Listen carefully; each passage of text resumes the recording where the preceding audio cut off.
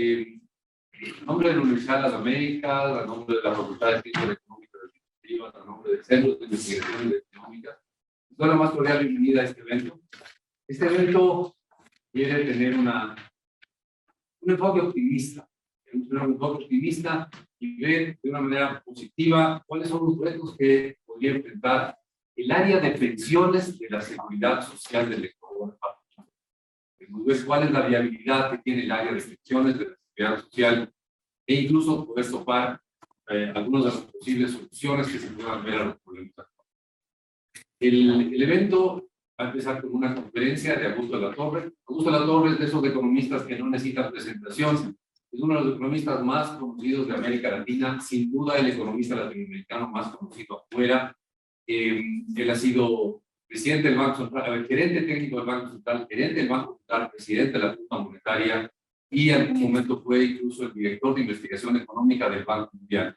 Y hoy día lo tenemos como director de investigación económica de la Universidad de las Américas. Va a hacer una presentación de un poco más de 30 minutos sobre la situación del sistema de pensiones, qué reforma, qué enfoque podría tener una reforma del sistema de pensiones.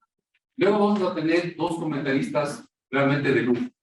El uno es Abelardo Pachano, ex gerente del Banco Central, ex presidente de la Junta Monetaria, y lo hemos invitado hoy día en su calidad de presidente del Observatorio de Política Fiscal. Abelardo es otro de esos economistas que no necesita presentación, todos los que lo saben, lo conocen muy bien, saben de su altísimo nivel, y él va a hacer una serie de comentarios sobre la presentación. Y luego tenemos el gran honor de tener aquí a la subdirectora general del IES, Kenia Ramírez. Es un gusto tenerla aquí por primera vez, y estoy seguro que no será la primera vez que la invitemos.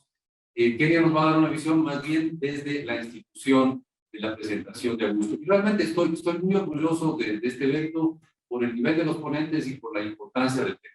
Bienvenidos todos y adelante Augusto. Por si acaso, estamos también en Zoom. Las personas que están en Zoom, solo una pequeña advertencia, pueden hacer las preguntas, pero por favor por escrito, y luego voy a ser yo el que pase esas preguntas, tanto al ponente como a los comentaristas. Los que están aquí presentes pueden hacer preguntas, sin problema, al final de su comentario. Adelante.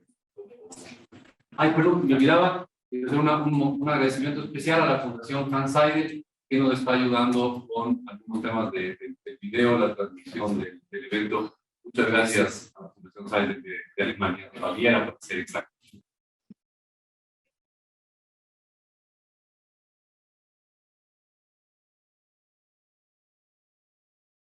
Mi idea es dividir la charla en tres partes.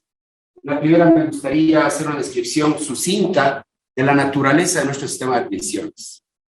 Es muy diferente del que existe en Chile, o en Uruguay, en Colombia, en México, en Perú, o en Estados Unidos. Se parecen mucho más a los sistemas que existen en Francia, o en Alemania, en España.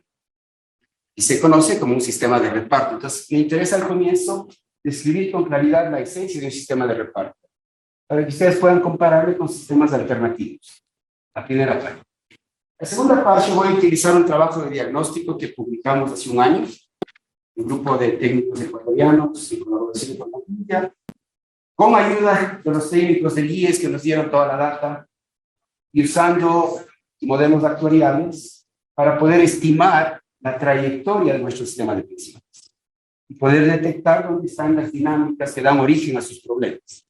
En la segunda parte voy a hacer un resumen de ese diagnóstico y voy a empezar por algo que es lo que más se conversa en el Ecuador, que son las deficiencias institucionales.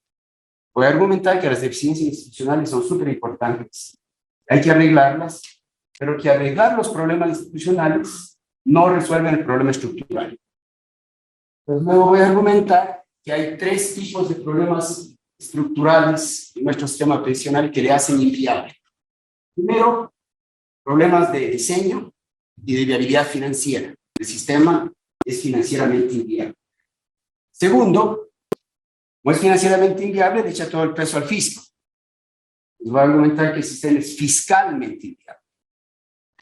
En tercer lugar, voy a decir algo que a mí me sorprendió cuando hice el diagnóstico, y que es el sistema no solidario. En el Ecuador hay una leyenda urbana que se la repite en todos los sitios, de que tenemos un sistema muy solidario y que hay que mantener la solidaridad del sistema.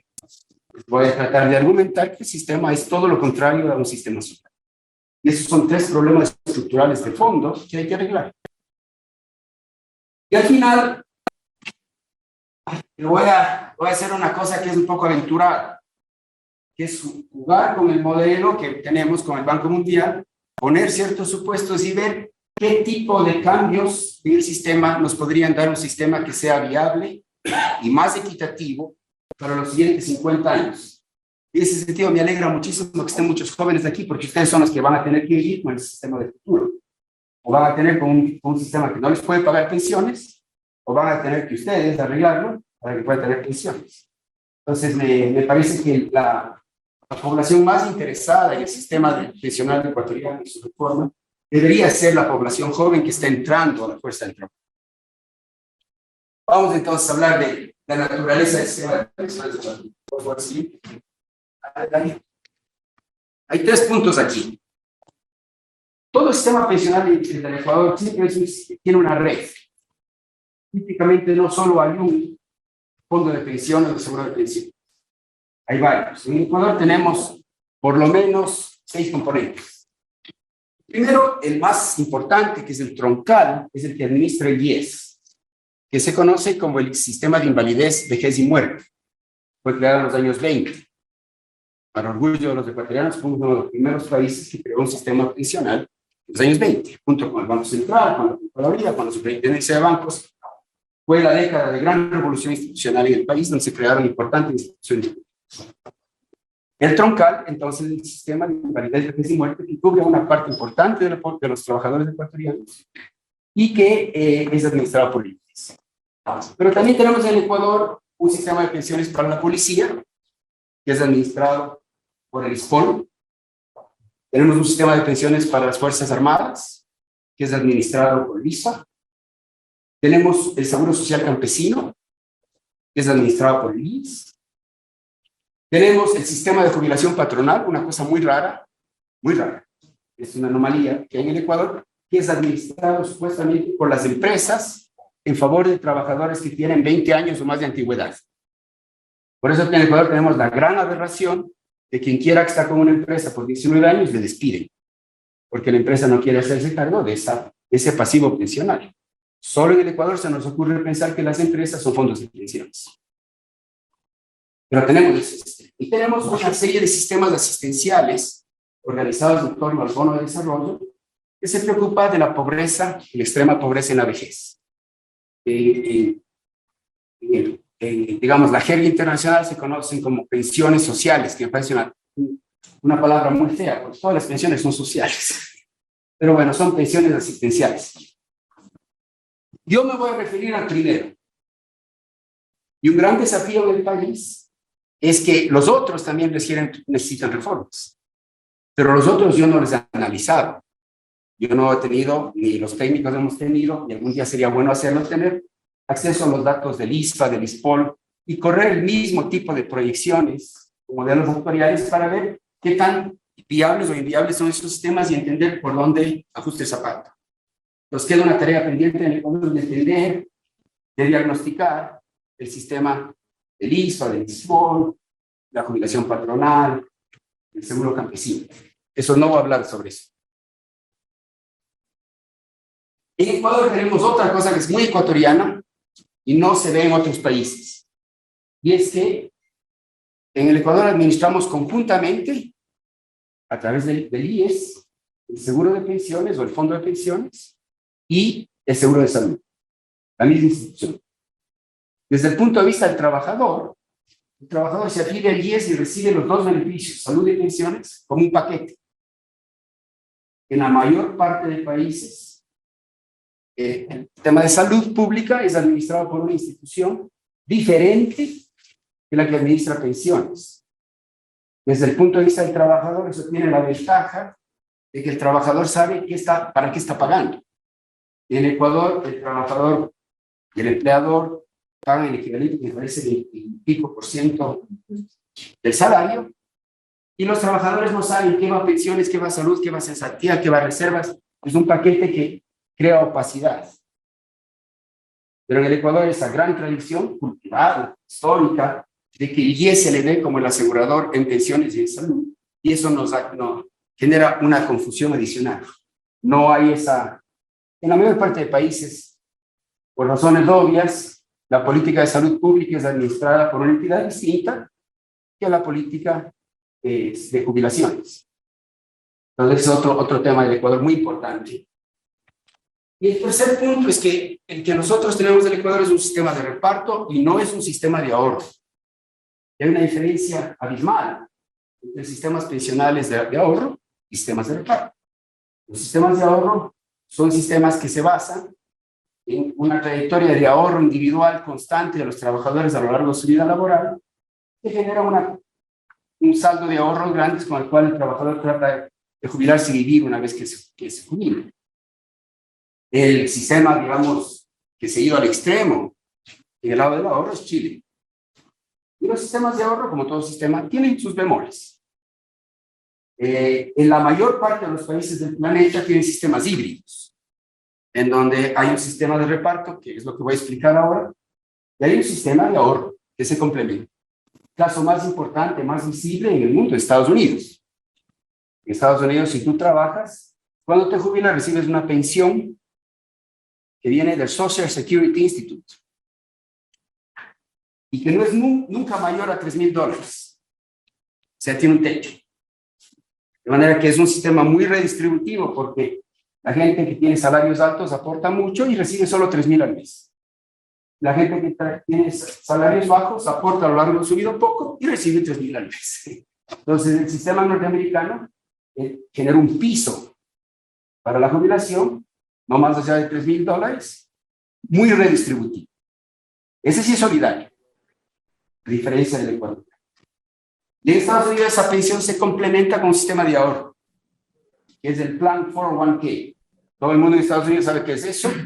Mi hija acaba de entrar a la fuerza laboral, ya está en su 401k, y me preguntan qué debo invertir, y yo le digo, invierte en un fondo que tenga un target date, de lo cual podemos hablar en conversatorio, pero entonces en Estados Unidos, cuando tú te jubilas, tienes tu pensioncita de Social Security, tienes tus ahorros.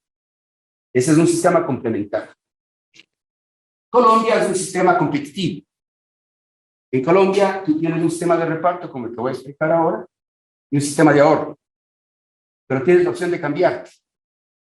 Entonces, en Colombia, los trabajadores, cuando están acercándose a la jubilación, se salen del sistema de ahorro y se mueven al de reparto. El sistema de reparto en Colombia está quebrado. Está peor que el nuestro. Esa es la peor idea. Hacer sistemas competitivos en donde el sistema de ahorro y el sistema de reparto compiten. Lo ideal es que si un país opta por un sistema híbrido, el ahorro tiene que complementar. ¿Qué es un sistema de reparto? Un sistema de reparto es un sistema en el cual las pensiones de los que se jubilan se pagan con los aportes de los que están trabajando y que están afiliados. Tienes afiliados activos, son los que están trabajando y cotizando, y tienes afiliados pasivos, que son los jubilados. Entonces tú pagas las pensiones de los jubilados con cargo a los aportes de los activos. En equilibrio, en el largo plazo, un sistema de reparto está equilibrado si los aportes de los activos son suficientes en el largo plazo para pagar las jubilaciones de los pasivos.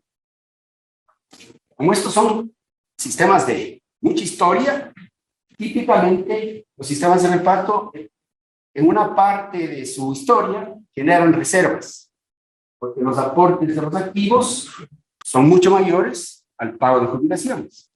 Entonces el sistema va acumulando reservas. ¿Qué las puede invertir? Las debe invertir bien, porque llegará un momento en que cambie la demografía, la población envejece, van a haber más jubilados, entonces hay que empezar a usar las reservas para pagarles a los jubilados. Esa es la lógica del sistema de reparto. Es una lógica muy distinta a los sistemas de ahorro. Hay que analizarlo de manera distinta. La tasa de retorno de un sistema de reparto es muy distinta que la tasa de retorno de un sistema de ahorro. La tasa de retorno de un sistema de reparto depende de cómo va creciendo la masa salarial de los afiliados. Eso depende de cuántos trabajadores formales hay y qué sueldos ganan. Y eso es lo que determina el equilibrio de largo plazo de un sistema de reparto. Entonces es muy importante. Y los sistemas de reparto son de lo que los economistas llaman beneficio definido. tú sabes, tú lees las reglas del sistema y sabes con cuánto te vas a jubilar dependiendo de tu sueldo, de tu edad y de tus años de cotización. Entonces el sistema te define el beneficio que vas a recibir con base a unos 5 o 6 parámetros, como edad, número de años de cotización, el salario que tuviste antes de jubilarte, etc. Esos son los parámetros. Por eso en los sistemas de reparto se habla mucho de reformas paramétricas, porque son los parámetros que definen la fórmula con la cual calculas tu pensión. Y cualquier muchacho puede calcular la pensión si uno tiene su puesto de cuál va a ser mi salario y cuánto voy a aportar. El beneficio es definido. En un sistema de ahorro, la contribución es definida, el beneficio es incierto, porque va a depender de cómo se va acumulando tu cuenta de ahorros, depende de los retornos en el mercado, de la inversión de ese ahorro. Entonces, el beneficio definido. Y el Ecuador tiene otra peculiaridad, que es súper ecuatoriana, que el sistema de reparto no solo tiene los aportes de los afiliados activos, de los que están trabajando, sino que tiene una cosa que se llama la contribución del Estado. Hay una ley que salió, me parece, en los años 30, cuando algún actuario se da cuenta que este sistema iba a quebrar, le obligó al fisco a que contribuya el 40% de las pensiones que el IES paga.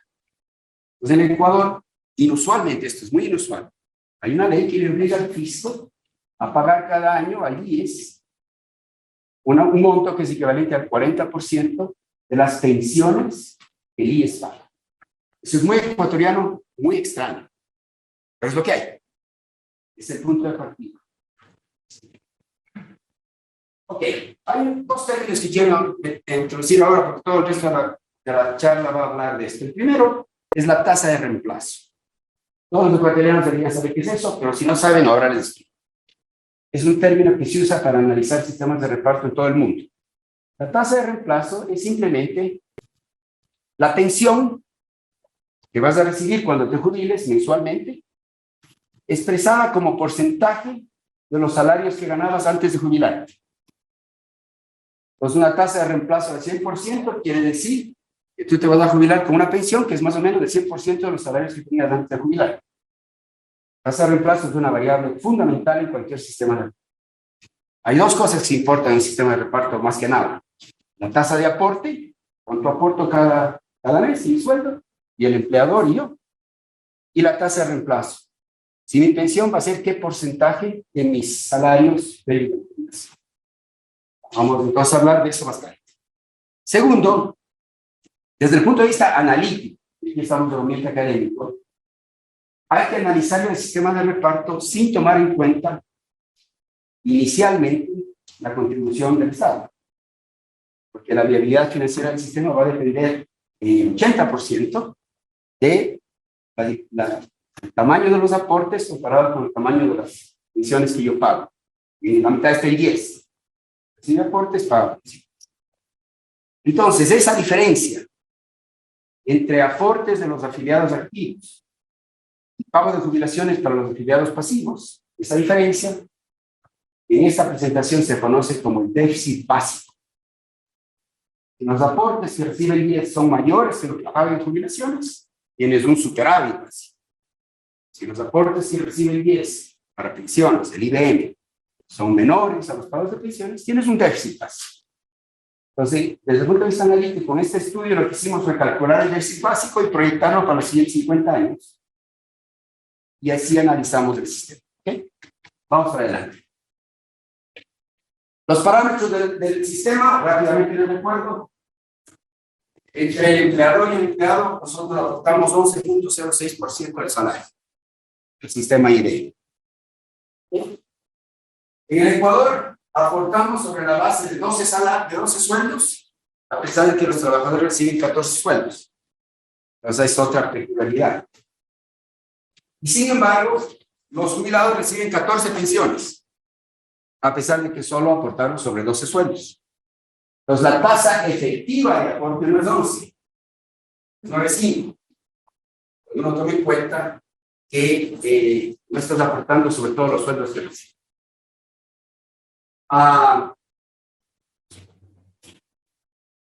¿Cómo se define la pensión? En Ecuador se utilizan los 5 años de mejor remuneración.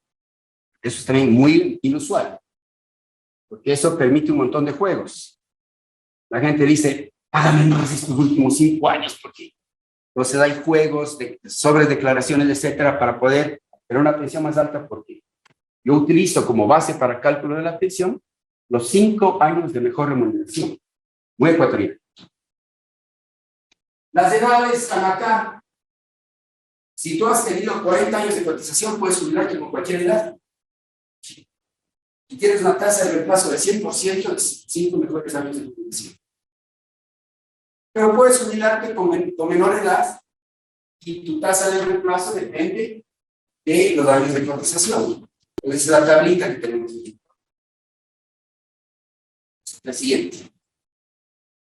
Aquí hay sobre los parámetros, quizás lo más importante en cómo funciona el sistema de reparto. Aquí tienen ustedes, en este lado, la tasa de reemplazo, y en este lado tienen el porcentaje de los pensionados que se jubilan en estas barritas medias acá. Entonces, ¿qué es lo que te dice este cuadro? Cada año que vas cotizando, tu pensión va subiendo a un ritmo de entre 1 y 2% por año de tu salario. A la gente le gusta quedarse en el trabajo para seguir cotizando, porque cada año que cotizas, tu pensión va subiendo hasta llegar a las tablitas que les mencioné antes. La mayor parte de los ecuatorianos se jubila aquí, entre 30 años de cotización y 40 años de cotización. Y noten ustedes que aquí, entre 35 años de cotización y 40, tu pensión sube rapidísimamente, sube 4% por cada año. Entonces, la persona, el ecuatoriano que llegó a cumplir 35 años de servicio, se desespera para quedarse 40 años de servicio, porque en esos últimos 5 años, su pensión sube cada 4% por año. Entonces, es un fenómeno muy especial. En el Ecuador se habla mucho de que la edad de jubilación es baja. Es cierto, pero no importa, porque la gente que está en el sistema prefiere quedarse hasta cotizar 40 años, porque una vez que cotizaste 40 años, tu pensión va a ser igual al 100% de tus 5 mejores años de remuneración. Los parámetros del ecuatoriano son bastante inusuales. Les voy a dar aquí 4 ejemplos. En Ecuador la tasa de aporte es 11.06, efectiva es 9.5, como les expliqué antes. La tasa de aporte en Europa es 25%. Entonces estamos casi mucho menos de la mitad de lo que se aporta. Entonces tenemos una tasa de aporte relativamente baja. La gente se queja. Todo el mundo se queja. Pero cuando uno nos comparamos con otros países que tienen sistemas parecidos, tenemos una tasa de aporte bastante baja. La tasa de reemplazo en promedio para todos los que se jubilan, a los afiliados que se jubilan en Ecuador, la tasa de reemplazo es 90%. La gente se jubila con el promedio con el 90% de sus 5 años, mejores años de recuperación. En Europa, el promedio, la tasa de reemplazo es 95%. La gente se jubila con una pensión que es en promedio equivalente al 45% de sus salarios prejubilación. Para calcular la pensión, en Ecuador usamos los 5 mejores años de remuneración. En Europa se usa o toda la vida o por lo menos 15 años. O sea, es otra peculiaridad ecuatoriana. Somos muy especiales, muy generosos, digamos, en cierto sentido. Y la pensión máxima en Ecuador, típicamente los que hacen estudios de sistemas de reparto, ven cuál es la pensión máxima como porcentaje del salario promedio de los afiliados. Entonces, para decirles algo, en Estados Unidos, el salario promedio de los afiliados me parece como 4,800 por mes. Es rico. Y la pensión máxima es 2/3 del salario promedio de los afiliados, solo 3,000. Entonces, en los sistemas de reparto, típicamente la pensión máxima se fija cercana al salario promedio. En el Ecuador, el salario promedio de los afiliados, el sistema del IES, es $650 por mes. Nuestra pensión máxima es 3.4 veces esto. Nuestra pensión máxima son 5 salarios básicos, es decir, 2,200. También tenemos Eso es muy importante. Eso es lo que le hace al sistema muy poco solidario. Ya vamos a ver. Tenemos una presión máxima bastante alta. Adelante. Hay que pasar rápido. Vamos al diagnóstico rápidamente. En Ecuador, el debate en la prensa, en los medios, en las universidades es los problemas del IES. Mal servicio, politización, mucho gasto, no es transparente, no es eficiente, tiene 25,000 empleados, los fondos del IES están muy mal manejados, La otra queja constante es, si solo el Estado le pagase la deuda que tiene con el IES, ese es el tipo de riesgo. Entonces, yo no tengo ninguna duda que hay problemas administrativos, de gestión institucionales tremendamente graves en nuestra institución. No hay duda. Y hay que arreglarlos, no hay duda. Pero que arreglar eso nos dé un sistema viable, no se sigue.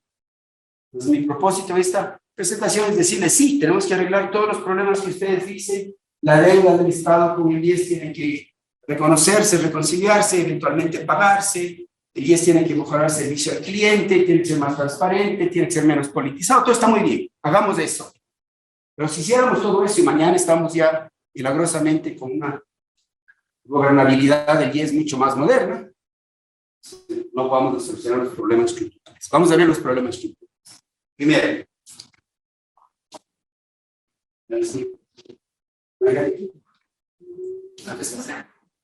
a ver, en un gráfico este es el problema estructural del Ecuador.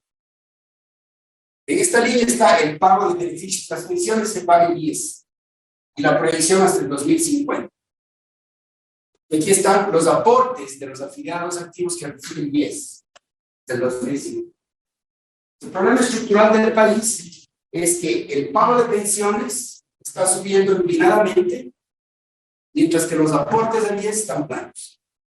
Pues la brecha, lo que le llamamos el déficit básico, está creciendo. Si ustedes sacan el valor presente de este déficit, lo acumulan, sacan el valor presente, le sacan el déficit actualidad, así medido. El IES es equivalente a 140% del PIB. O sea que la deuda que el sistema nos va a generar, a menos, es 2 veces el tamaño de la deuda pública actual. Entonces, esta es la... Porque este hueco, ¿quién lo va a cubrir? O el sistema no paga, o el Estado tiene. Entonces, suponiendo que el Estado no cubre, esta es la deuda que se va a cubrir. Entonces, este es el problema estructural. La pregunta que tienen que hacerse ustedes, ¿por qué pasa esto? Y si uno ve el pasado, no era así. Los últimos 50 años, esta línea de aportes excedía el pago de pensiones. Entonces, este fenómeno de déficit básico surge en el año 2014 y sigue creciendo desde ahí. Antes del 2014, nuestro sistema era un sistema que sí podía cubrir, se podría cubrir con sus propios recursos, por así decirlo. ¿Por qué pasa esto? Primera razón, porque tiene estos parámetros del sistema, son tales que necesitamos en el sistema actual, para que el sistema cierre y no tenga ese hueco, necesitamos que haya 8 afiliados activos, contribuyendo, cotizando, por cada afiliado. Ese es el sistema. Esta es una medida que todos tenemos que tener en la mano, ¿no? Nosotros tenemos que diseñar el sistema para saber cuántos contribuyentes necesitamos para pagar una pensión. Bueno, según está diseñado el sistema, necesitamos 8. Pero ¿qué es lo que pasa? En la actualidad sigue siendo. En la actualidad solo tenemos 5 contribuyentes por cada afiliado. Entonces ya el sistema no cierra. Por eso se está viendo esa brecha. Y por eso hay las presiones fiscales y la gente se pone bravo con el MEF, con el Ministerio de Finanzas. ¿Qué es lo que hizo este cambio? Ese implacable cambio demográfico. Los ecuatorianos, como todos los pobladores del planeta, estamos envejeciendo. Entonces, el porcentaje de la población que está en la tercera edad está creciendo como porcentaje de la población total. Les doy aquí un ejemplo que a mí me parece muy decisivo. Hoy, tú te agarras a un jubilado de 65 años de edad. En mi opinión está en la segunda edad porque yo tengo 68. Si agarras un jubilado de 65 años de edad, la expectativa de vida de ese jubilado es 25 años más. O sea, ahora alguien que llega a los 65 años de edad, en promedio tiene una expectativa de vida de 25 años más. O sea, va a vivir hasta los 80. En 1980, llegaras a una persona de 65 años de edad y la expectativa de vida en ese tiempo era solo 18 años más. Desde 1980 al presente, la expectativa de vida ha subido tremendamente. Entonces tenemos una fracción de la población de tercera edad que cada vez es mayor sobre la población total, y tenemos que los de la tercera edad viven más. Entonces eso es lo que está detrás, es el cambio demográfico que se pegó de nariz con el diseño del sistema, el que está generando este hueco creciente, explosivo. En el 2040, si la demografía sigue como va, solo tendremos 3 cotizantes por cada persona. Por eso es que el sistema está en un camino al precipicio. Ahora uno dice, bueno, en el Ecuador tenemos esta ley que le obliga al fisco a pagar el 40% de las pensiones. Bueno, esto tiene 2 problemas. El 40% de las pensiones en esta barra azul y está ahí expresada como porcentaje del PIB. Entonces, lo que ustedes ven es que como está pasando este cambio demográfico, cada año lo que el fisco tiene que pasar bien 10 va creciendo. Y va creciendo de forma exponencial. Ahora es un poquito menos de 1,5% del PIB. En 2050 será casi 4% del PIB. Eso va creciendo. Eso te dice que si el fisco ahora no puede pagar lo que el 40% al 10%, peor podrá hacerlo en el futuro. En promedio, cuando uno ve los últimos años, el fisco a duras penas en efectivo le puede pagar a 10.000 millones de dólares. Y el resto le da en bonos. Porque no tiene plata. Eso está explosionando. Entonces hay un problema de que ese 40% no tiene límite. Crece con el tamaño de las pensiones y el tamaño de las pensiones va a seguir creciendo. Segundo, esto es quizás algo que yo no sabía, pero que salió de este análisis. Segundo es que incluso si el fisco le pagase al 10 el 40% de las pensiones en efectivo todos los años, eso no alcanza para cubrir el déficit básico. O sea, la diferencia entre aportes de los empleados activos y los pasivos no alcanza. Y vean ustedes, cada vez se va separando más. Entonces tenemos, esto genera un sistema de pensiones inviable que le hace al fisco inviable. Si el fisco tiene que absorber todo esto al futuro, pues olvídense de educación, olvídense de policía, y militares, porque no va a haber plata en las arcas fiscales para absorber esto. 2 cositas aquí. Bueno, aquí hay unos números que ustedes pueden ver y se van a dar cuenta como el déficit básico crece más rápido que el 40% de las pensiones. La siguiente. Entonces, ¿qué es lo que pasa en un sistema? Imagínense que entonces el hueco crece, el fisco no puede pasarle plata al IES. ¿Qué es lo que tiene que hacer el IES? Tiene que desinvertir las reservas que tiene en el fondo de pensiones. Entonces uno tiene que ir a ver qué tienes, y lo tiene con el BIES. ¿Cierto? Entonces hay que ver al BIES qué es lo que tienes de activos. Entonces tiene más o menos ahora unos 7.200 millones de dólares ahí, valor en libros, no es el valor de mercado.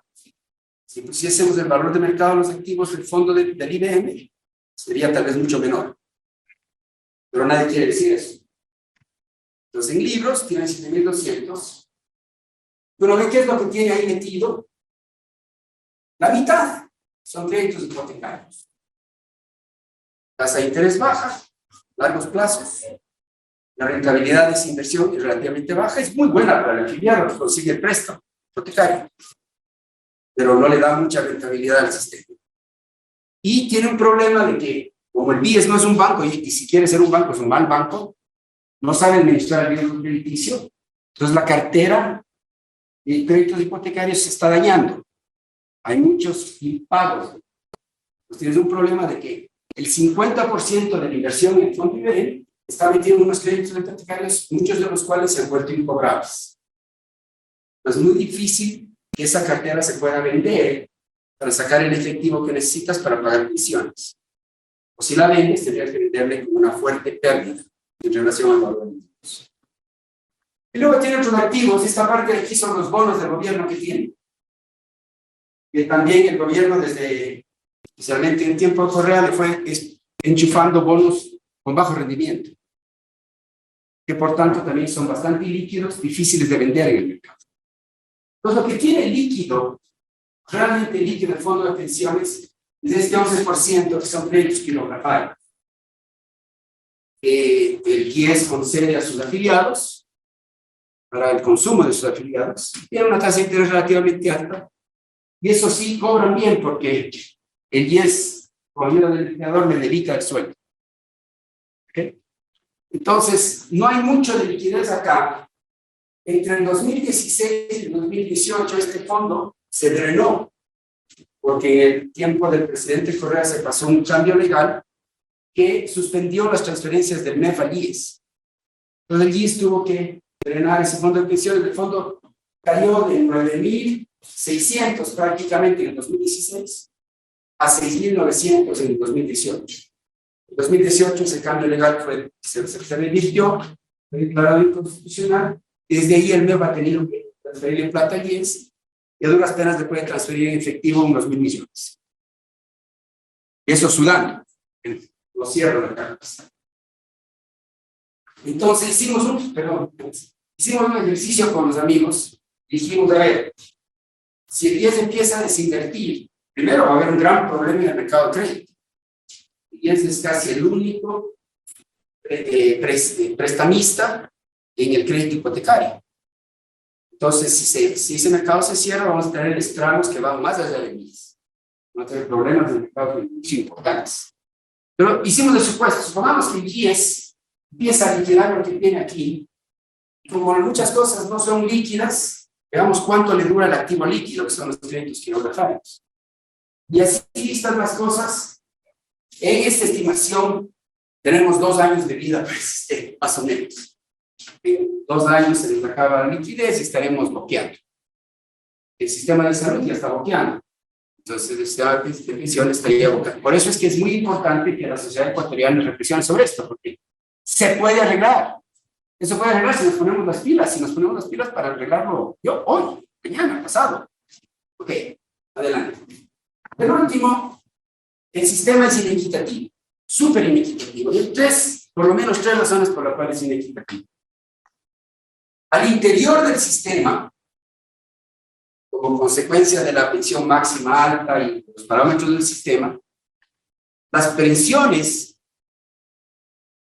en relación a los salarios de la gente antes de jubilarse, las pensiones son más jugosas para afiliados de altos ingresos. Entonces, un afiliado de alto ingreso, del IES, y eso ya lo vimos en la data, los afiliados que están en la parte superior de los salarios, ellos a lo largo de su vida laboral contribuyen un monto que es 1/7 de lo que van a recibir cuando se jubilen.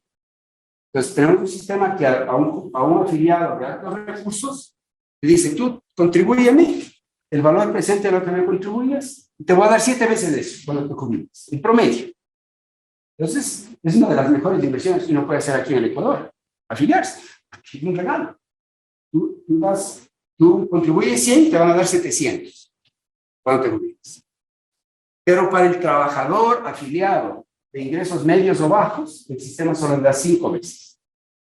Entonces, es un sistema bien equitativo que favorece proporcionalmente más a los afiliados de mayores ingresos. Y esto nadie lo sabe. Pero ahora ustedes lo saben, por favor, difúndanlo. Y es un hallazgo importante del estudio. Segundo, tenemos este subsidio fiscal, ¿cierto? La ley le obliga al fisco a pagar el 40% de las pensiones al IES. Ok, ¿quién paga ese 40%? Toditos los ecuatorianos a través de los impuestos, del IVA y todo lo demás. Entonces, todos los ecuatorianos pagan impuestos para un subsidio que va orientado al 33% de la fuerza laboral que está afiliada. pues tienes otra regresividad. La sociedad común está pagando impuestos que van dirigidos a una fracción pequeña de la fuerza laboral. Ese es el segundo elemento de inequidad y de falta de solidaridad en el sistema. Y el tercero, que es el más importante, más de fondo, es que hay un subsidio intergeneracional. El sistema está hecho de tal forma que los jóvenes ahora están pagando pensiones a los que estamos en tercera edad, pero los jóvenes se dan la vuelta y dicen, ¿quién está contribuyendo para mis pensiones? Y no hay pues. Entonces, lo que está pasando, en el fondo, económicamente, lo que está pasando es que la generación joven está subsidiando a la generación de la tercera edad. Y los jóvenes deberían tener angustia de quién les va a dar a ellos las pensiones. Entonces, ese es un subsidio, esa es una transferencia intergeneracional, que tampoco es solidaria. Como los jóvenes no están en la política, no se meten, no hablan, están viendo el Twitter, están viendo el TikTok, no se enteran de esto, les meten el gol. Entonces, tres dimensiones de problemas de equidad. Ahora sí vamos, con esto termino. Disculpen que me alegre tanto. Pase a la siguiente. ¿Cómo se puede hacer una reforma? Bueno, hay toda suerte de opiniones filosóficas y políticas. Filosóficamente a algunos les gusta Chile. Entonces dicen, vamos a un sistema de ahorro. A mí no me parece que es lo mejor, pero respeto su opinión. Entonces hay que hacerse la pregunta, ¿qué implica ir a un sistema de ahorro? Y lo que está clarísimo es que el costo fiscal es inaguantable. ¿Por qué? Cuando tú vas a un sistema de ahorro, los que están en la fuerza de trabajo empiezan a cotizar, a aportar, pero ya no hay yes. Sus cotizaciones y las de sus empleadores van a su cuenta de ahorro individual. Entonces el IES se queda sin los aportes de los trabajadores activos, pero tiene que pagar las pensiones. Entonces hay un hueco fiscal enorme. Entonces la transición a un sistema de ahorro tiene un costo fiscal del orden del 20 o 30% del PIB. Entonces, por más que les busquen algunos filosóficamente el sistema de ahorro, tiene un problema fiscal enorme. Entonces me parece a mí que no es muy realista ir por ese lado. Pero a mí me parece que hay que aprender de otros países y ver qué sistemas podrían funcionar en el Ecuador. Entonces, mi humilde idea es que nosotros tenemos que ir a un sistema multipilar complementario. Parecido un poco al que existe en Estados Unidos. Entonces, ¿eso qué quiere decir? Que el primer pilar necesitamos generar una pensión básica a través de nuestro sistema de reparto, que es el que tenemos ahora, pero hay que cambiar los parámetros de tal forma que ese sistema pueda honrar en los siguientes 50 años una pensión básica. Esa pensión podría ser administrada por el mismo IES o un nuevo IES, sería de beneficio definido, como hemos visto, y sería financiada con los aportes de los trabajadores activos. Pero tendría que tener una contribución fiscal limitada. Si vamos a reformar el sistema, necesitamos que no solo sea financieramente viable, sino que también sea fiscalmente viable. Entonces, si vamos a reformar el primer pilar, el reparto que tenemos ahora, necesitamos que tenga estas características, que una pensión básica justa, equitativa, razonable, que le sirva de piso a la gente, y que el fisco tenga una contribución, está bien que tenga una contribución fiscal, pero limitada como porcentaje del PIB, de alguna manera, ese decir. Sería bueno tener una pensión complementaria que se base en ahorros de la gente. Y obviamente la gente muy pobrecita no va a poder ahorrar. Entonces, este sistema de ahorro puede ser un sistema voluntario, pero incentivado por el Estado. Yo preferiría que sea voluntario. Voluntario, como lo que los economistas llamamos un default option. Es decir, que todo trabajador, digamos, que llega a tener un sueldo, digamos, sea una media vez el salario mínimo, automáticamente se afila al sistema de ahorro voluntario. Automáticamente. Si quiere salir, se tiene que levantar la mano y llenar un papelito y decir quiero salir. Pero está automáticamente adentro. Eso es lo que hacen en Estados Unidos. Tú automáticamente estás en 401k y nadie se sale porque ya se da cuenta que ahí están sus ahorros. Entonces, a ese 401k se pueden poner incentivos fiscales para que la gente ahorre y para que los empleadores contribuyan, hagan un matching a la contribución del trabajador. Y eso puede ser completamente voluntario, pero con una arquitectura de política pública que incentive esto. Y sería lindo porque entonces el trabajador sabe que cuando se jubile va a tener su pensión básica más el fruto de su obra. Y hay que resolver una serie de temas, como se administra sus ahorros. Y en el Ecuador hay que asegurarse que eso no se vea como la privatización, porque no es una privatización. Entonces habría que organizar de tal forma que sea claro que no es una privatización, que son ahorros de la gente dentro de una política pública. Ok, y sería bueno en el Ecuador siempre tener un sistema de atención asistencial, porque vamos a tener muchos años en el Ecuador gente muy pobre, y a ningún país le gusta tener pobreza extrema en la vejez. Necesitamos algún sistema financiado con impuestos que se ocupe de evitar la pobreza extrema en la vejez. Ese me parece a mí que podría ser una arquitectura que se puede visualizar hacia dónde podríamos ir. Lo que necesitamos en el fondo es hacer este cambio. El gráfico que les mostré antes, en donde el déficit básico crece exponencialmente, hacer cambios que nos den algo así, donde los aportes y el pago de pensiones suban de una manera paralela para que este hueco, que es más limitado, lo llene el fisco. Eso sería lo razonable, ¿no es cierto? El fisco contribuía, pero de una forma acotada para llenar un hueco que no es posible. Entonces, ¿cómo pasar de esto a esto en nuestro sistema de reparto? En primer lugar, pues aquí está mi ejercicio mental a consideración de los ecuatorianos. ¿Vale? Hice este ejercicio para que ustedes se den cuenta que las reformas pensionales bien hechas, primero, garantizan los derechos adquiridos. Entonces no debería haber ninguna preocupación. Toda la gente que ya está jubilada o que está cerca de jubilarse tendría que no tener ningún temor. Entonces la reforma tiene que empezar aclarando que los derechos adquiridos se respetan. Los que ya están jubilados recibirán la pensión que se les prometió, y los que están muy cerca de jubilarse se quedan con el sistema viejo. Eso es lo primero y lo más importante para que la gente se tranquilice. Porque aquí me he dado cuenta que los que más protestan cuando se habla de reforma de pensiones son los jubilados. Y me dice, ¿por qué protestan si ustedes cómo están? No, el problema no es para ustedes, es para los nuevos. Entonces necesitamos organizar la discusión pública para que se sepa y se entienda que se respetan los derechos adquiridos hasta el momento de la reforma, incluso para los que están en la fuerza de trabajo, son jóvenes, hasta el momento de la reforma, todo lo que acumularon es de ellos. Se respetan los derechos adquiridos, los que ya están jubilados se respetan los derechos adquiridos, y se tiene que poner una norma que en Estados Unidos y en todo el mundo se conoce como grandfather. Tú tienes que decidir dónde trazas la línea, y típicamente se dice, aquellas personas que están afiliadas y que están a no más de 2 años de jubilarse, se quedan en el sistema viejo. Los que están a más de 2 años de jubilarse van entrando al sistema nuevo. Primer punto. Segundo punto que hay que entender es que las reformas pensionales siempre son súper graduales.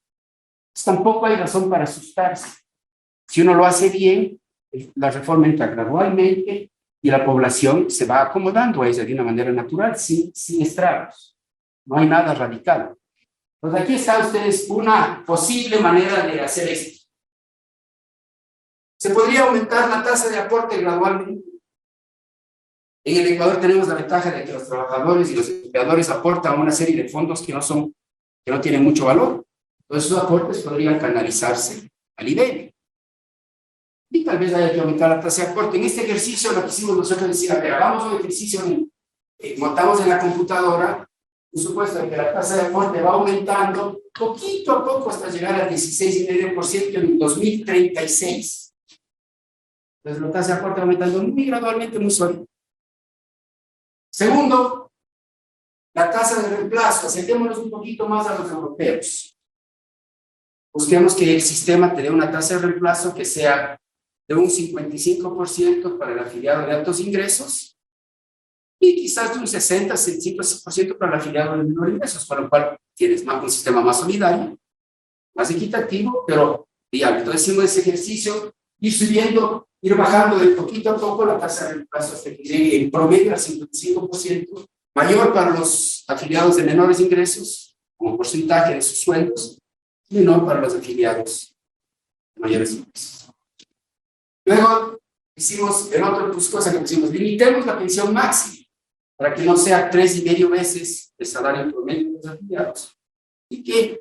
¿Cómo se puede hacer esto? Entonces el ejercicio que hicimos fue, supongamos que la pensión máxima se congela en 2.200 hasta que el salario promedio de los afiliados llegue a 1.100.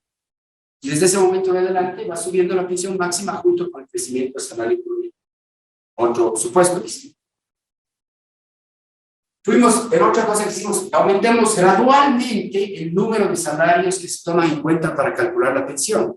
En vez de que sean los 5 de mejor remuneración, vamos subiendo hasta que llegue a ser como en todo el mundo, el promedio de tus salarios a lo largo de toda tu vida laboral. Hasta allá va el mundo. Poco a poco, pero va a ser a lo largo de 30 años. Gradualmente consigamos que los trabajadores y empleadores aporten sobre 14 sueldos, si van a recibir 14 pensiones, o si vamos a quedarnos con aportes sobre la base de 12 sueldos, que las pensiones sean 12. Eso también gradualmente. Y por último, y esto es más, tiene menos impacto, vayamos acomodando las edades mínimas de jubilación poquito a poco al futuro, para que a partir del 2027 sea necesario tener 67 años de edad para jubilarse con 30 años de cotización. Nada de esto es sagrado. Son supuestos que los que estamos trabajando ahora hicimos para ver qué es lo que te da. Y este paquete, vamos a la anterior, por favor. Este paquete te da esto. Que soluciona para los siguientes 50 años tu problema de viabilidad financiera. Hay que conversarlo, habría que discutirlo, puede tener muchas variaciones, pero por ahí vamos.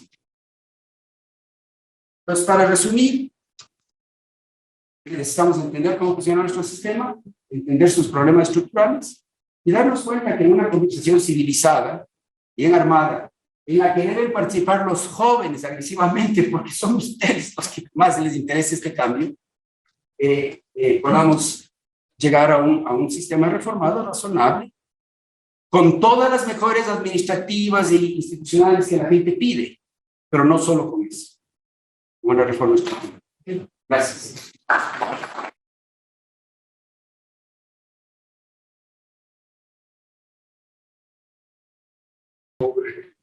Yo diría un tema extraordinariamente relevante, pero que está oculto en la agenda nacional.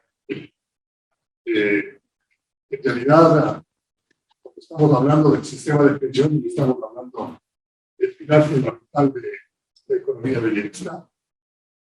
De todo el mundo,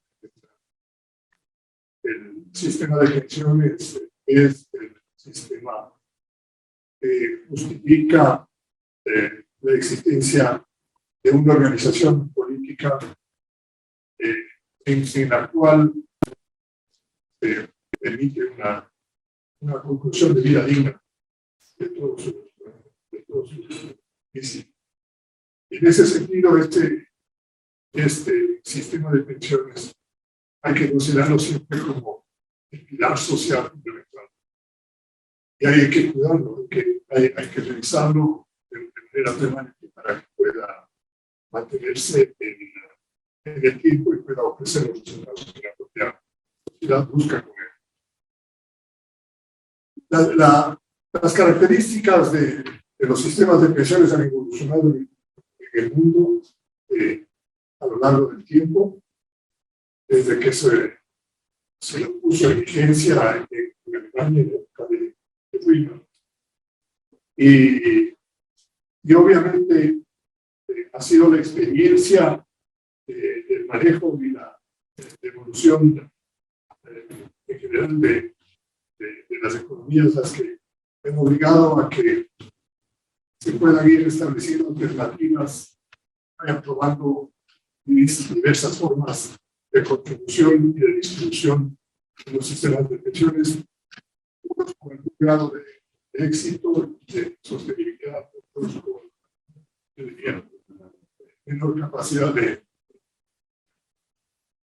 En realidad lo que acaba de presentar Augusto también me llevan a recordar a quienes hemos visto un libro que es sumamente interesante de un profesor que se llama Václav Smil, que se llama Los números no mienten.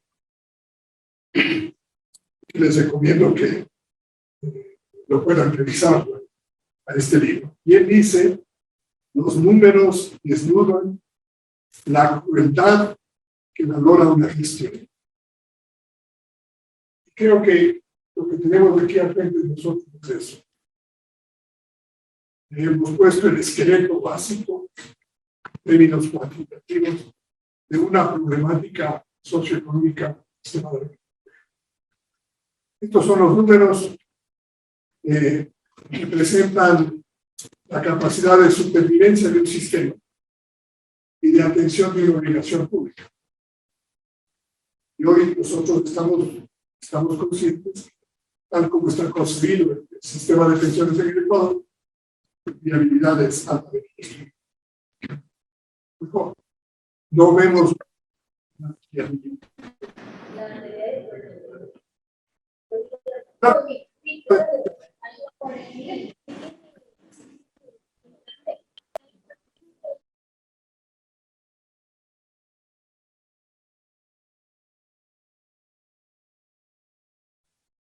justamente hacia el sistema de pensiones. No hay duda que también vamos a tener que ponerle atención particular al sistema de salud para poder reconstruir los dos pilares que serían pensiones y salud pública. El Ecuador es uno de los pocos países del mundo que tiene tres grandes formas de atención de salud: pública, privada y mixta. La de IES es mixta, que quiere la contribución de todos los partícipes y el aporte del Estado a un fondo que no tiene límite en cuanto a la responsabilidad de las obligaciones y que indiscutiblemente le pone al sistema de pensiones en un momento en donde, para que pueda sostenerse los dos pilares, el de salud y el de pensiones, en muchas ocasiones se tienen que hacer transferencias de recursos, a pesar de que se han puesto de alguna manera murallas chinas entre estos dos grandes. Lo primero que yo quiero mencionar y comentar sobre la presentación de Augusto es que la presentación de Augusto demanda de manera paralela una solución del problema del fondo de salud y una definición de política pública mucho más clara por parte del Estado. Y en ese sentido hay que ver distintas opciones de solución al fondo de salud, distintas caracterizaciones, yo diría, de ese fondo de salud en el futuro, para poder ver si es que parte de esos recursos pueden regresar al fondo de pensiones y aliviar en algo la dificultad financiera que tiene para poderse sostener. Esto significaría que la salud en el Ecuador tenga solo dos grandes fuentes de pensión, una pública y una privada, y desaparecería el extra. Y ese es un tema también político, de política y de economía política que se lo tiene que resolver. El segundo comentario que yo quiero hacer y que se deriva con mucha claridad de la presentación de Augusto,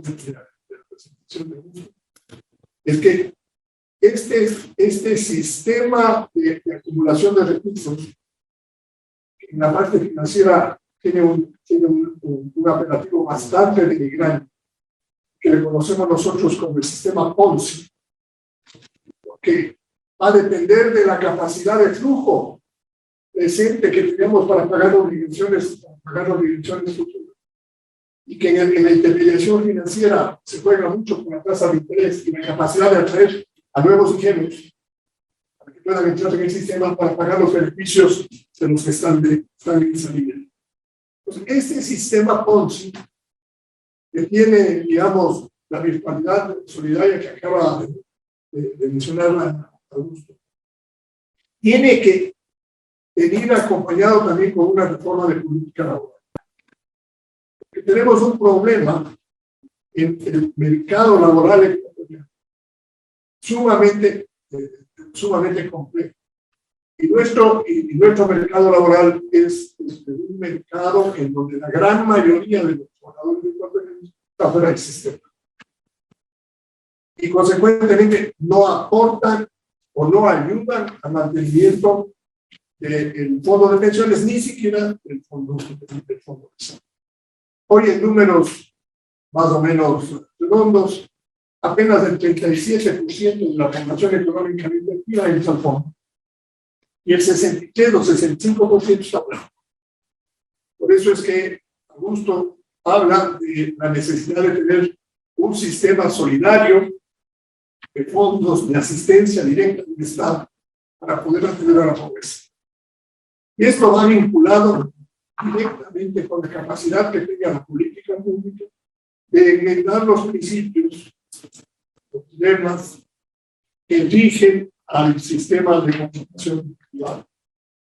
Es decir, tenemos como ecuatorianos que mirar si es que el actual sistema de contratación privada que está contenido en los códigos laborales ha sido lo suficientemente atractivo para resolver los problemas que se supone que querían traer.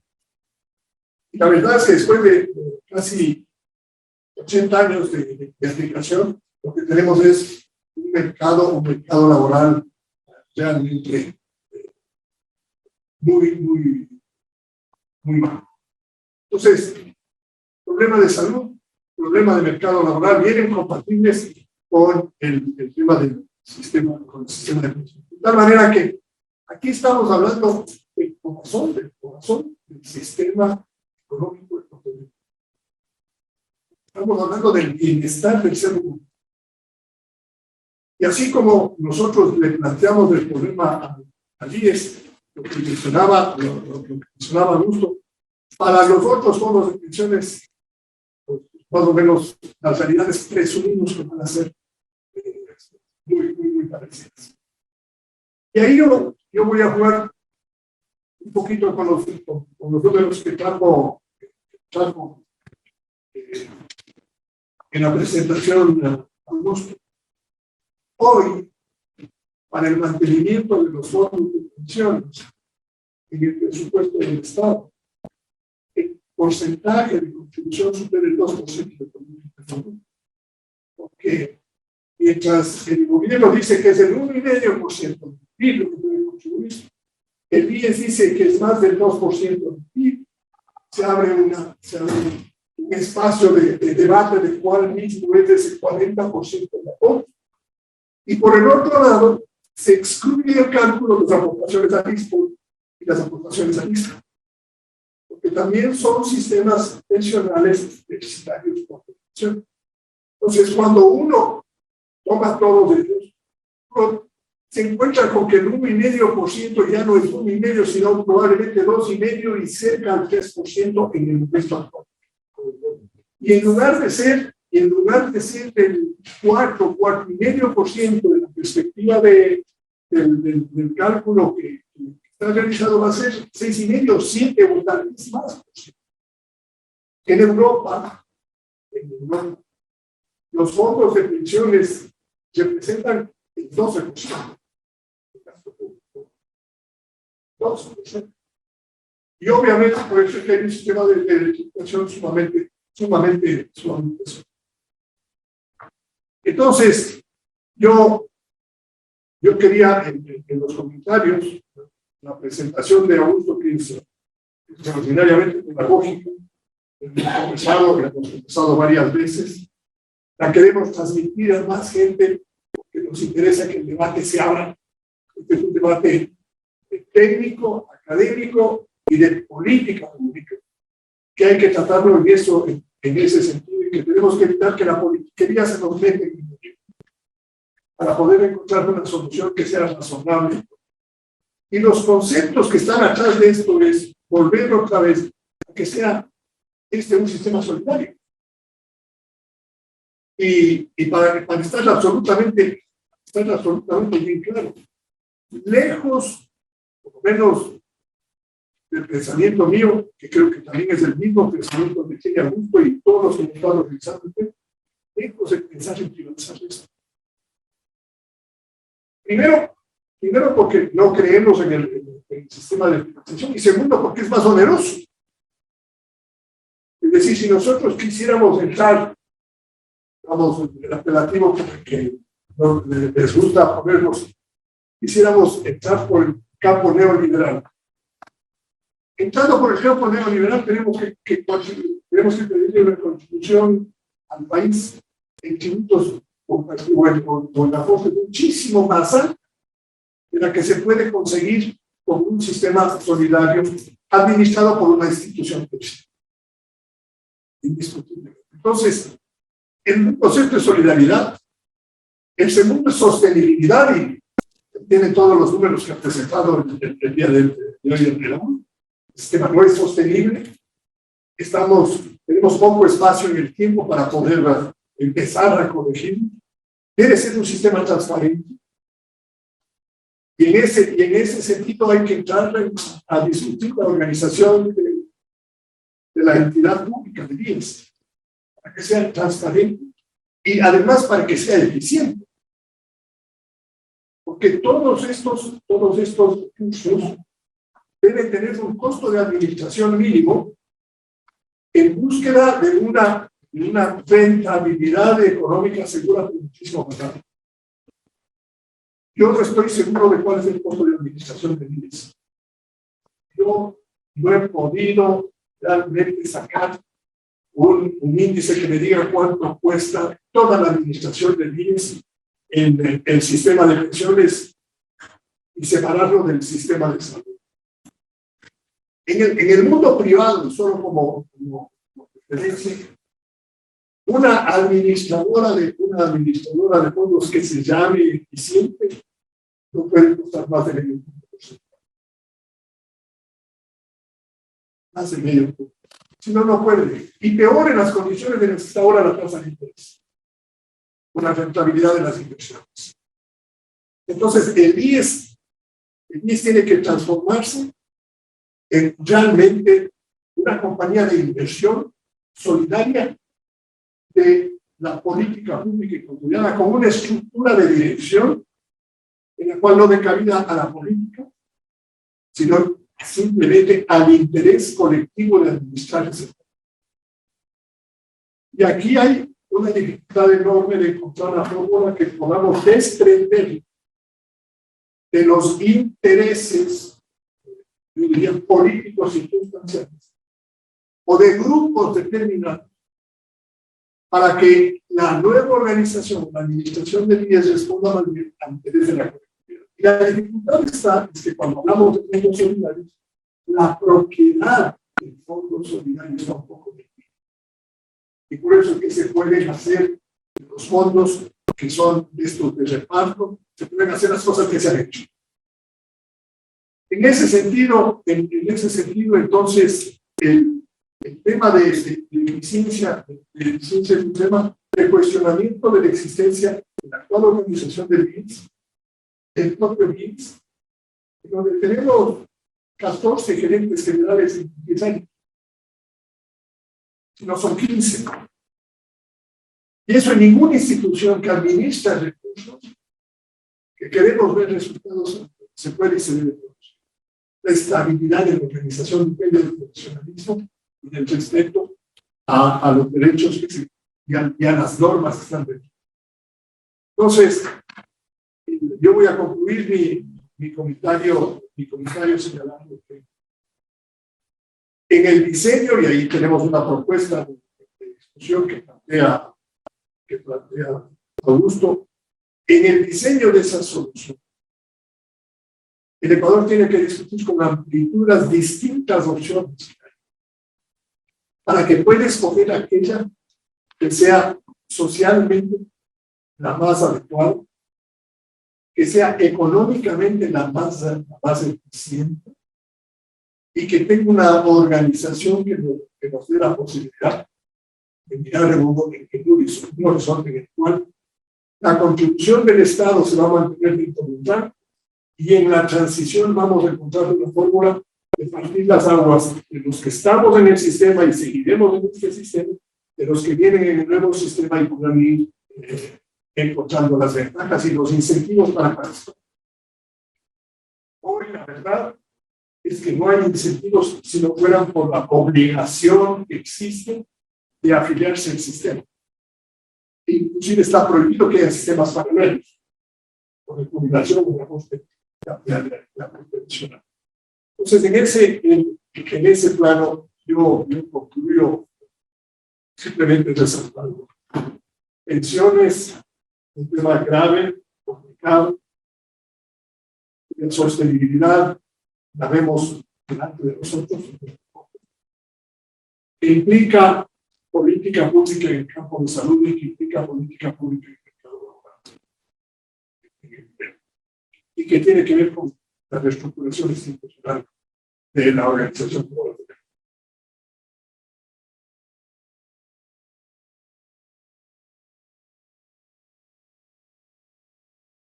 Y me gustaría contarles un dato importante. Yo empecé mi vida laboral hace más de 10 años y curiosamente mi primer trabajo en el sector público fue en el INSS. Inicié en el Servicio de Atención al Ciudadano, así que tuve la oportunidad de cara a cara ver cómo cada afiliado, jubilado o beneficiario sentía y tenía la percepción del INSS. En ese momento, y aquí voy a empezar un poco a darle la razón a la presentación de Augusto, en el 2012, para que ustedes tengan idea, nosotros teníamos 229,000 jubilados. 2012, 229,000 jubilados. 2022, 10 años después, son 480,000. Se duplicó y un poquito más. Pero quiero que tengan en cuenta también cómo se comportó el número de afiliados. En el año 2012, y aquí quiero que tengan un concepto también súper claro, porque la gente confunde a los afiliados contributivos con los afiliados activos. Tenemos diferentes regímenes especiales en INSS. El seguro general obligatorio, que es la gente que normalmente trabaja bajo relación de dependencia o independiente o quiere afiliarse voluntariamente y aporta desde el 17.60% al 20.60% y algunos esquemas también del 22.60% en el sector bancario. Estas personas contribuyen por el valor total para todos los seguros, que ya les voy a contar cuáles son, que tiene el INSS, ¿no? La mayor aseguradora del país. Mientras que tenemos también afiliados semicontributivos del Seguro Social Campesino y trabajadoras del hogar no remunerado, que tal vez también los han escuchado.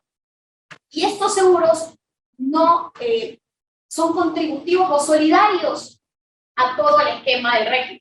Es por eso que hacemos la diferencia, que afiliados contributivos son los que aportan el valor completo, el total, y son solidarios con todo el esquema. Teníamos 2.800.000 afiliados contributivos en el año 2002. En el año 2022, 10 años después, somos 2.900.000. Ustedes pueden decir, cuando ven los cuadros de afiliación y dicen, ¡ay, somos 3.650.000! Sí, ahí están incluidos el Seguro Social Campesino y las trabajadoras del hogar no remunerado. Pero quienes sostienen el sistema son estos afiliados y contributivos, 2.900.000. Entonces, como ustedes pueden ver, hace 10 años eran 2.700.000, 10 años después 2.900.000. Mientras que los jubilados hace 10 años eran 229.000, 10 años después son 480.000. Un poco para ver lo que mostraba Augusto en su presentación sobre los cambios demográficos que se han presentado en el sistema. Luego también me gustaría, y creo que es importante decirlo, como mencionaba Abelardo, esto inicia en el siglo XIX en Alemania. ¿Pero por qué inicia? Porque realmente la fuerza laboral se quejaba de que cuando tú ya estás vulnerable, es decir, tú estás viejito, es decir, ya tienes una edad avanzada, ya no tienes la misma oportunidad de generar los recursos económicos suficientes para poder darte un mismo nivel de vida. Y allí fue cuando decidieron crear un sistema de pensiones para que en el futuro, cuando ya no generamos los mismos recursos, podamos tener ingresos dignos que puedan solventarnos una vida. Al iniciar ellos, básicamente empezaron con estos sistemas de reparto que en el tiempo fueron cambiando sus nombres técnicos. Y les cuento, el nombre es técnico, porque a mí, cuando yo empecé en el IES hace 10 años, me dio mucha curiosidad y tuve que tomar una maestría en seguros y otra en administración pública para poder entender los conceptos y la teoría. Es así que ahora, por ejemplo, estos sistemas se denominan sistemas de capitalización colectiva. Capitalización, porque se capitaliza en el tiempo con una tasa de interés, tú inviertes ese dinero, como lo comentaba Belardo, que este dinero se encuentra en el banco del IES, y luego colectiva, porque estamos todos en un mismo fondo colectivo. Somos muchas personas que aportamos a ese fondo. En el año 2001, con la nueva ley de seguridad social, esto también creo que deben entenderlo, separaron los ingresos y los gastos de los seguros, porque normalmente cuando ustedes hablan de corrupción o mala administración por parte de la institución, piensan que los recursos están mezclados, es decir, que los recursos de salud sirven para financiar los de pensiones y viceversa. Y quiero decirles que esto no es así. Los seguros son totalmente independientes. Los ingresos que forman parte del seguro de salud son de salud y sirven para financiar los servicios de salud y las prestaciones de salud, en este caso son los subsidios. Y los ingresos que recibimos para el seguro de pensiones son solamente para pagar las pensiones jubilares, las de Montepío, y también damos también los servicios mortuorios. Entonces, tenemos la tasa 20.60%, de ese 20.60%, un poquito más de la mitad va a su ahorro. Y aquí quiero que lo tengan, otra vez tengan en cuenta, ese 11.06% financia solo el 60% de su pensión. Como lo mencionaba usted en su presentación, el otro 40% es financiado por parte del gobierno central. Así lo definieron hace casi 90 años. El 5.16% que va para salud, que es el aporte que ustedes financian mensualmente, es para el servicio de salud actual, porque esa es otra de las cosas que normalmente escucho por parte de los jubilados. Ellos dicen, he aportado toda mi vida y no tengo un buen servicio en salud. Bueno, sí, realmente lo que aportaste toda tu vida y se fue acumulando para que luego se genere una renta en el tiempo cuando decides jubilarte, es para el seguro de pensiones. Para el seguro de salud es un seguro que funciona ahora. Yo pago para recibir el servicio. Si me enfermo o no me enfermo, gracias a eso garantizo la solidaridad a todos nosotros. Es decir, estamos 4 personas aquí, todos nos enfermamos, gracias a eso los recursos de Abelardo y mío sirven para poder financiar los servicios de salud de Augusto y Vicente. Pero no quiere decir que se están acumulando para que cuando yo me jubile tenga también el servicio de salud. No, no existe un aporte de financiamiento de salud para los jubilados. Lo que dice la ley es que este financiamiento tiene que venir por parte del gobierno central, justamente porque los jubilados ya no generan recursos suficientes para tener su pensión digna. Entonces, lo ven como en un tema de que sería injusto descontarles un aporte para el servicio de salud. Y como la Constitución dice que el Estado es el que debe garantizar la salud, con base en ello es que garantiza la atención de salud de los jubilados. El gobierno central tiene 21 años sin pagarnos los servicios de salud de los jubilados, enfermedades catastróficas y capacitados. Luego, con respecto al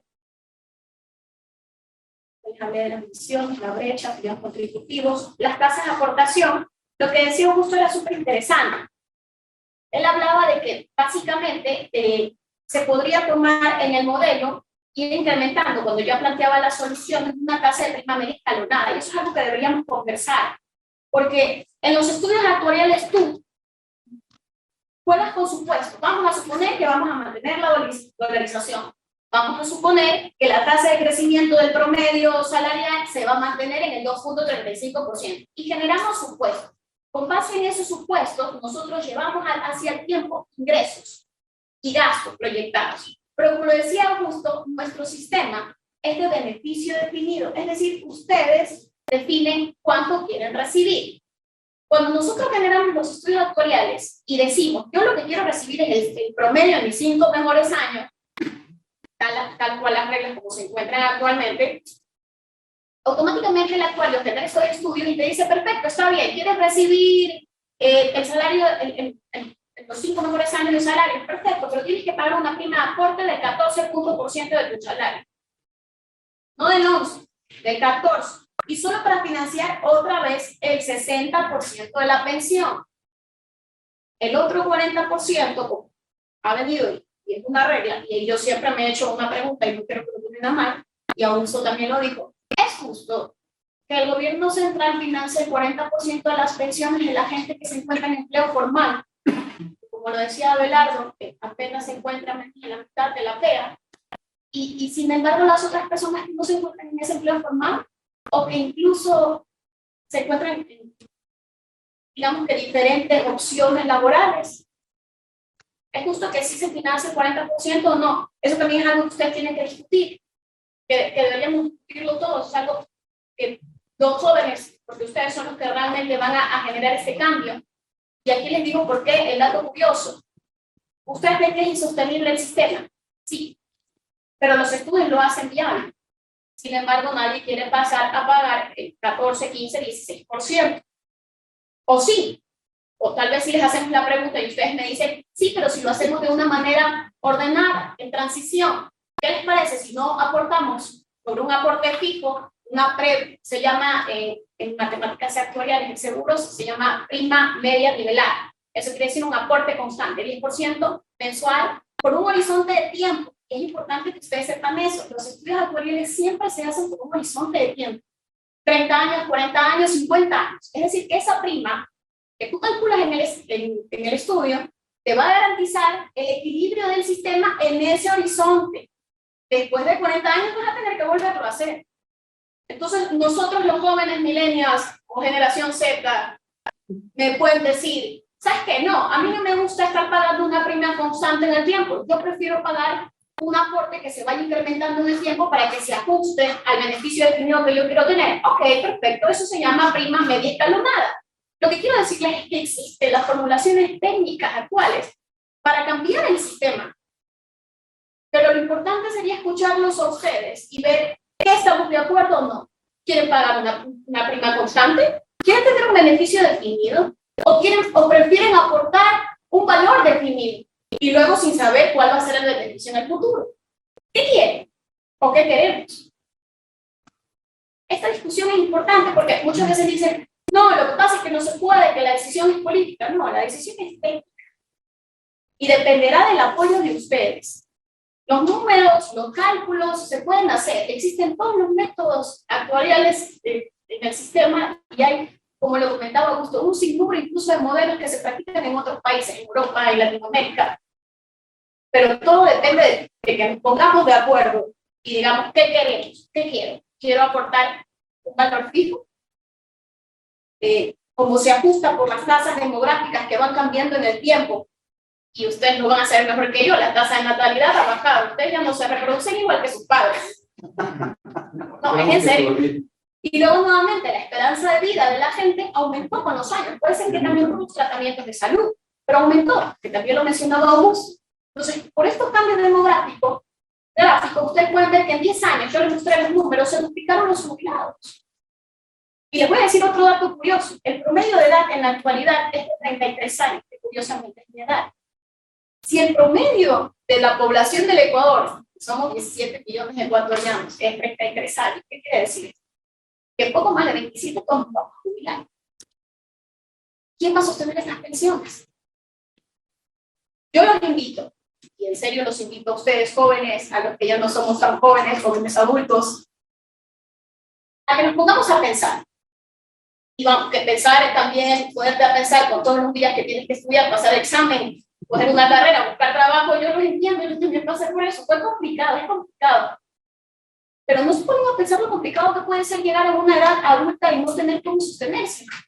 O incluso no tener cómo garantizar tal vez algún cariñito para sus nietos, el que decida tener obviamente hijos. Y acuérdense que tener hijos va a ayudar a la sostenibilidad del sistema. Entonces quiero que se pongan a pensar un poco en eso. En serio, pónganse a pensar. La gente no piensa que va a llegar a bien. Sin embargo, la probabilidad de vida, y eso te lo muestran también los estudios actuariales, es súper divertido, por cierto, las tasas de mortalidad y morbilidad. Cuando pasas en cierta edad, la probabilidad de que llegues a viejo es muy alta. Muy alta. Así que pensemos en eso, preocupémonos un poco más en nuestro futuro, en en garantizar una pensión y luego en cómo queremos tenerla. ¿Quieres tener un valor fijo o prefieres aportar un valor fijo para luego definir esa pensión? ¿Cómo queremos que en el tiempo sea? ¿Quieres tener una prima constante en el tiempo o prefieres tener una prima que se vaya escalonando en el tiempo? ¿Qué prefieren ustedes? Y les aseguro que tal vez en este momento no tengan esta visión y esta preocupación, pero conforme van pasando los años, y lo digo por experiencia, cada vez más te preocupas por esta pensión que incluso puede garantizar en algún momento cuando ya decidimos comprar nuestra propia casa y adquirimos una deuda por 25 o 30 años. Incluso esta pensión nos favorece para ese tema, ayuda a financiar los recursos que necesitamos al día para vivir: alimentación, vivienda, educación,